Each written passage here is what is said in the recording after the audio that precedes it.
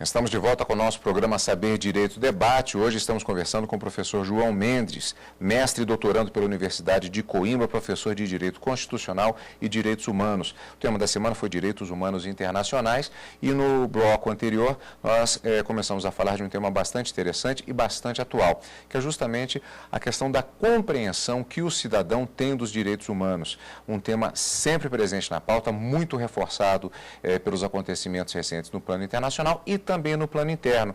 E é um tema que volta, inclusive, normalmente, às discussões, que é essa visão que muitas vezes ela se torna preconceituosa por uma série de fatores no jogo de xadrez dos debates, não do ponto de vista apenas ideológicos do direito, mas dos fatos que acabam acontecendo. Uma pergunta que ficou no ar justamente no bloco anterior, o professor já chegou, inclusive, a responder, mas eu vou retomar a partir dela, que é a questão da visão que o cidadão, particularmente o cidadão brasileiro, ele tem em relação à aplicação dos direitos humanos.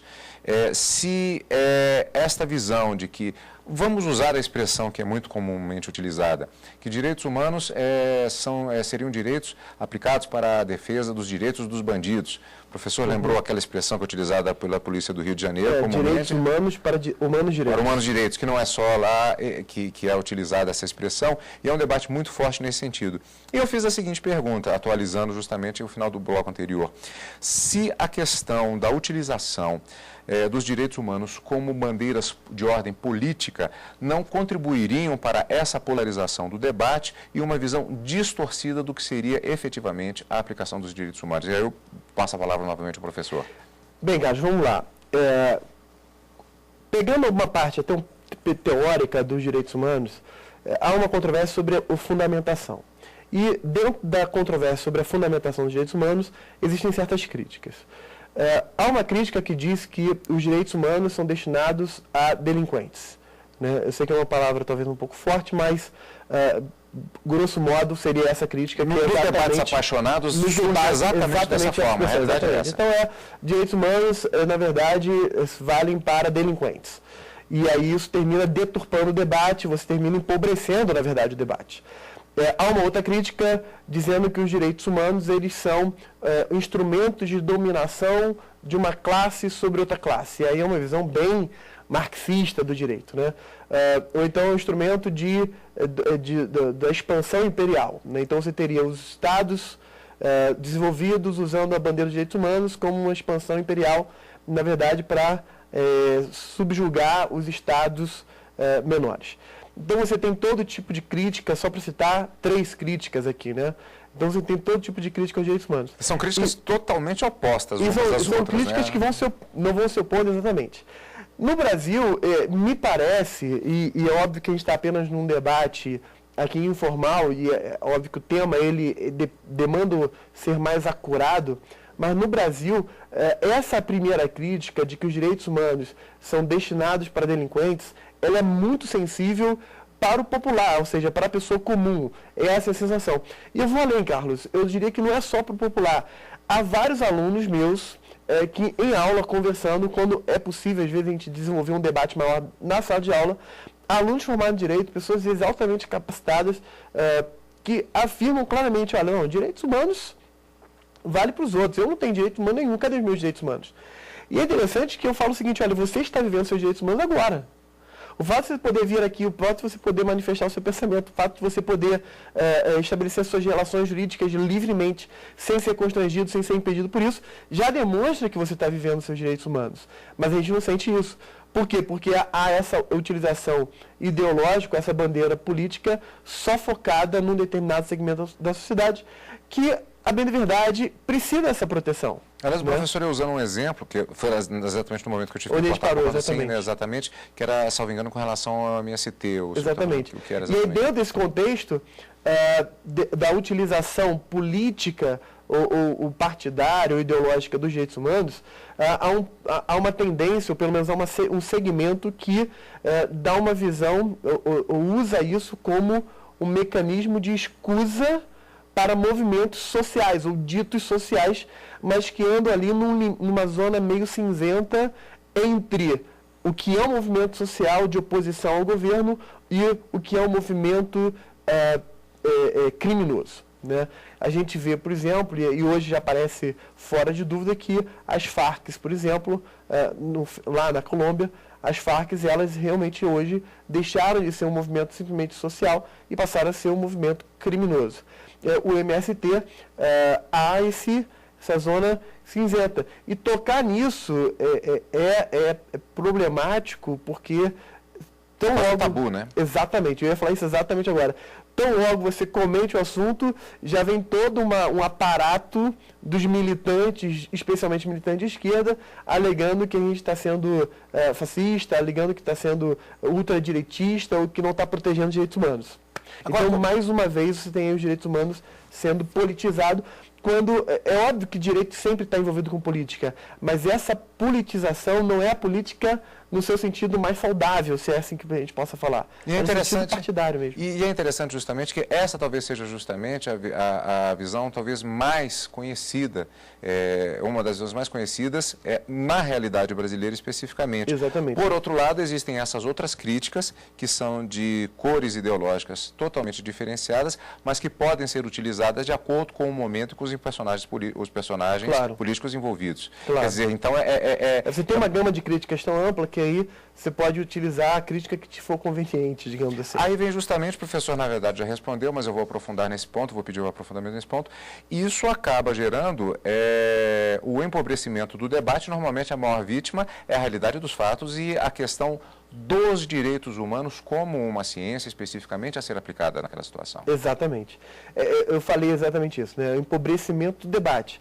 Então, se você quiser debater isso, óbvio que você levar o debate para o campo acadêmico, o debate é rico, ele é difundido, enfim. Mas o debate acadêmico ele tem que ser transplantado para um debate social, no meio da sociedade. Né? Na mídia, por exemplo, na internet, né, como a gente estava falando, você vê, nós encontramos hoje ainda jornalistas que reproduzem, talvez mecanicamente, esse tipo de crítica contra os direitos humanos, como direitos que defendem delinquentes, e isso é transmitido para toda a sociedade. Então, como você bem falou, é um ciclo vicioso. Né? A gente precisa romper esse ciclo para mostrar o seguinte: alto lá, direitos humanos não são só direitos, ou melhor, direitos humanos não são direitos. Direitos humanos são direitos para todas as pessoas. Ainda que ela tenha agido contra a sociedade, mas que deve se garantir para ela um mínimo de garantias processuais, garantias judiciais, garantias materiais, para que ela possa responder pelos seus crimes. Não é que não se quer que ela não responda. Nós queremos que ela responda, mas que ela responda como um ser humano digno que ela é, ou que todos nós devemos ser. É uma análise objetiva, não é uma análise subjetiva. Porque se a gente analisar subjetivamente, causa perplexidade falar isso em relação, por exemplo, a um criminoso da estirpe de um Fernandinho Beiramar. Né? Você está querendo dizer, então, que se deve ser defendido do Fernandinho Beiramar? Você defenderia?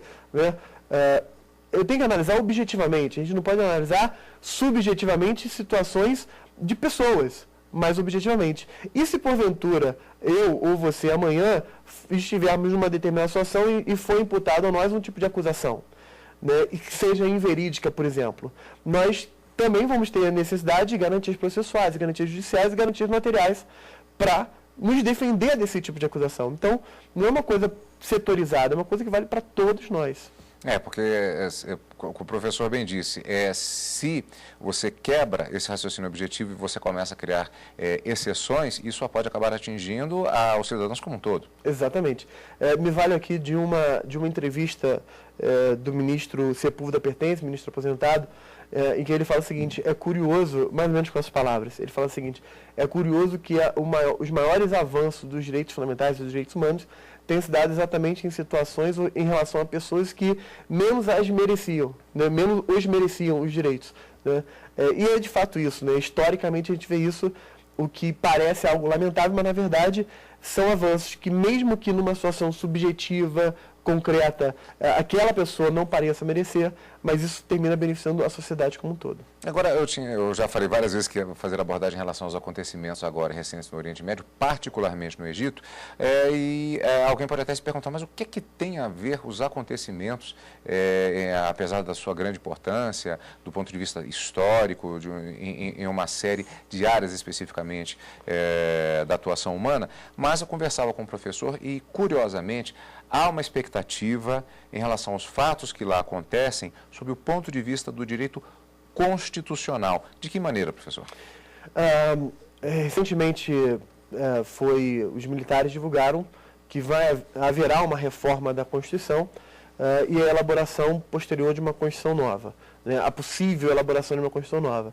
Então, é uma situação interessante para o direito constitucional, porque a gente está vendo a história acontecer aos nossos olhos, né? Está diante dos nossos olhos, em que você tem uma realidade ditatorial, uma realidade de ditadura, e uma possível transição, vamos esperar para ver se essa transição será bem sucedida, uma possível transição para uma democracia, né? Ou para um regime que seja talvez menos autoritário, menos autocrático.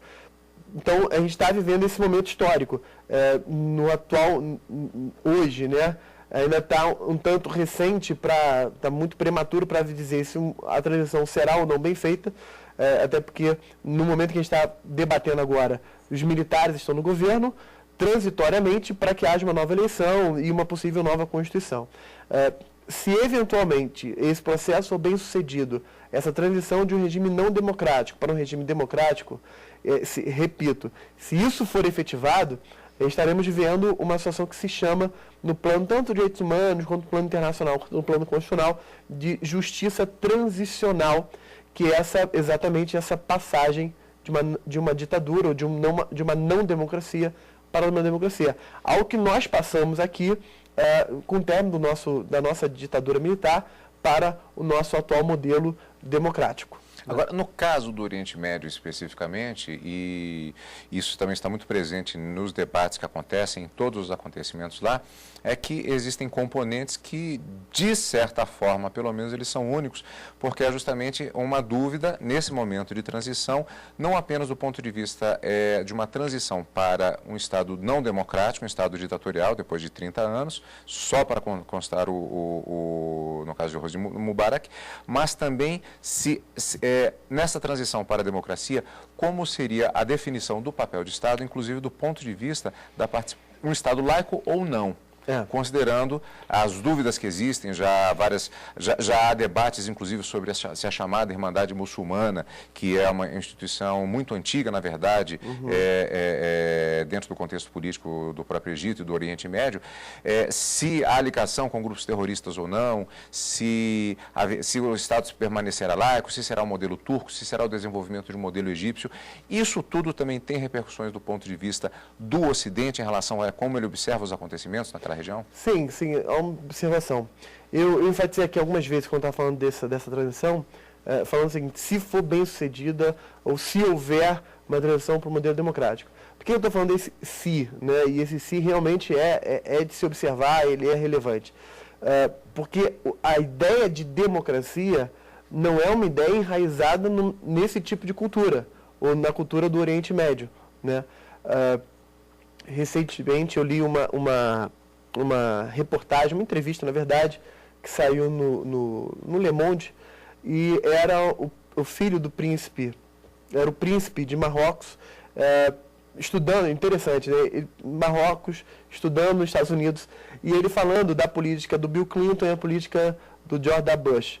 E ele estava falando o seguinte, que o Bill Clinton, ele não buscou a imposição de democracia, ele, na verdade, buscou a paz. Independentemente do regime político que efetivamente fosse adotado em cada país, mas que se houvesse um acordo pela paz. Enquanto George W. Bush teria buscado a implementação da democracia naqueles estados, e aí a gente está falando de Afeganistão e Iraque, mas não só eles, em todos os outros. E aí já a questão da democracia é um ponto sensível, né?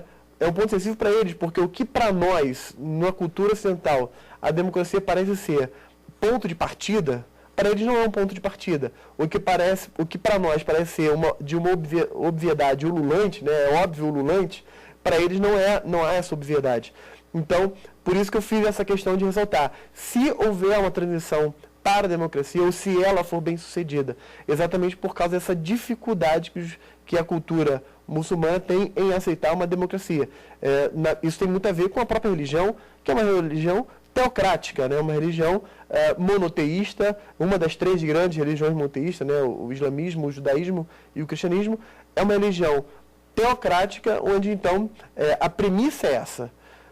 Se haverá uma implantação do modelo turco ou não, que é o modelo mais democrático, de Estado laico, ainda que predominantemente religioso, mas ainda assim laico, é de se aguardar para ver isso. Há uma dificuldade de aceitação da democracia. Aliás, um dado justamente que foi divulgado recentemente e que ilustra justamente o nível de confusão, ou melhor, não diria confusão, mas de expectativa que existe, de novidade que pode haver em relação a isso, foi um dado divulgado relativo a qual seria a interpretação de determinados institutos do ponto de vista da população daquele país. Não posso ser até que ponto há o grau científico em relação a essa pesquisa, mas que determinados pontos haveria uma preponderância da maioria da população egípcia defendendo determinadas práticas, determinados costumes, como o apedrejamento de pessoas que fizessem sexo fora do casamento, ou seja, determinadas coisas que para a nossa cultura, a obviedade ululante, como diz o professor, seria exatamente o oposto. E para eles, a vontade popular que talvez prevalecesse seria exatamente nesses caminhos. Aí como é que fica a questão democrática do nosso ponto de vista, como encaramos? Há aqui um debate bastante intenso no plano internacional, que são 2 correntes, que de um lado você tem o relativismo, de outro lado o universalismo. Enquanto o universalismo, grosso modo, pretende defender a ideia de que os direitos são universais, todas as pessoas, em todos os lugares, em todas as épocas, independentemente da condição dela, é titular de um conjunto mínimo de direitos. Isso é o universalismo. E o relativismo, por outro lado, vai entender o seguinte: não, direitos são fruto de uma cultura, os direitos são decorrentes de determinada moral, de determinado povo, de determinada época e lugar. Então, ora, se eu estou dizendo que há um relativismo cultural, então a minha concepção, ou a nossa concepção ocidental do princípio da igualdade, por exemplo, não ser a mesma concepção de igualdade em determinada cultura. Pode ser, por exemplo, Carlos, que aqui a gente admita a ideia de igualdade entre homens e mulheres de forma absoluta, ou quase absoluta, ou absoluta não dá para dizer, né? Mas que haja uma igualdade entre homens e mulheres em direitos e obrigações, pelo menos. E lá não haja igualdade, ou que essa igualdade seja diferente, né? Por exemplo, eu costumo falar esse exemplo em aula. Parece bastante claro que se hoje houvesse qualquer imposição no sentido de que a mulher não poderia mais estar junto com o seu marido, e que ela deveria servir primeiro o marido, aguardar o marido almoçar, jantar, para só depois então ela servir e poder almoçar e jantar, isso para nós chega a ser teratológico, é esdrúxulo, é uma situação completamente bizarra. Isso para outras culturas não. E não se está pensando lá numa situação de violação da igualdade. É simplesmente uma questão cultural. Qual é o problema também da mulher não almoçar com o seu marido? Ou não jantar com o seu marido? Ela almoça com as outras mulheres, enquanto os homens almoçam primeiro. Né? Dentro da cultura deles, isso não tem nenhum problema. Né? E nós podemos impor a nossa cultura sacrificando a cultura deles? Ou será que nós devemos respeitar também a cultura deles? Dentro desse debate, há um mínimo comum, né, pegando aí uma linguagem matemática, né, há um mínimo comum possível de acordo. Né? Olha, vamos lá, vamos respeitar as culturas de cada país, mas haverá um mínimo comum. É possível chegar a um acordo sobre esse mínimo comum ou não é possível? É um debate riquíssimo e é praticamente um debate sem fim, já até antecipando, é praticamente um debate sem fim. E esse debate se replica também no âmbito da democracia. Por quê? Porque a gente pode pensar o seguinte: democracia... De novo, vou aproveitar, não vou fazer o suspense, justamente com relação a esse ponto específico. Okay. Nós vamos para mais um rápido intervalo. Lembrando que você, telespectador, pode enviar as suas sugestões para o seguinte e-mail: saberdireito@stf.jus.br e assistir aos vídeos no YouTube. Você perdeu alguma aula? www.youtube.com/saberdireitodebate. No terceiro bloco, nós voltaremos exatamente deste ponto, desta pergunta levantada pelo professor em Saber Direito Debate, daqui a pouquinho, depois do intervalo, aqui na TV Justiça.